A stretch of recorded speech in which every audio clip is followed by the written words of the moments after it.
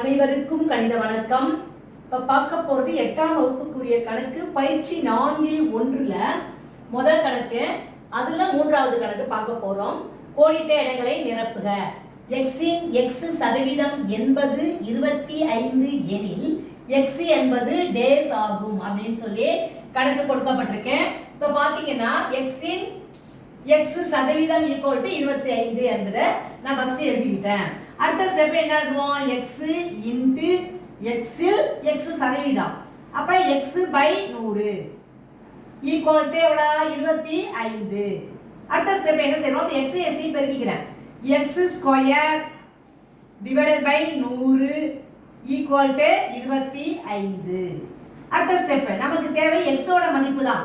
அப்ப நம்ம என்ன செய்றோம்? x square is equal to இந்த 25 அப்படியே போட்டுக்கிறேன். இந்த டிவைட் கீழே தொகுதி பகுதியில் இருக்கிற 100 வலது பக்கம் கொண்டு வரும் பொழுது தொகுதிக்கு வந்துரும். இப்ப பாத்தீங்கன்னா 25 100 பெருக்கினால் 2500. x square equal to 2500. x is equal to square root எடுத்துக்கிறோம். x equal to square root of 2500. இப்போ இதோட வர்க்கமூலம் கண்டுபிடிக்க போறோம். வர்க்கமூலம் இது பிரிச்சு கூட நம்ம என்ன செஞ்சுக்கலாம்? அடுத்த ஸ்டெப் ஈஸியா போறதுக்கு 25 இன்டு 100 போட்டுக்கிறேன். அப்ப 25 உடைய வர்க்கமூலம் என்ன? 5 இன்டு 100 உடைய வர்க்கமூலம் 10. அப்ப 5 10 பெருக்கினா என்ன கிடைச்சிரும்? 50 கிடைச்சிரும்.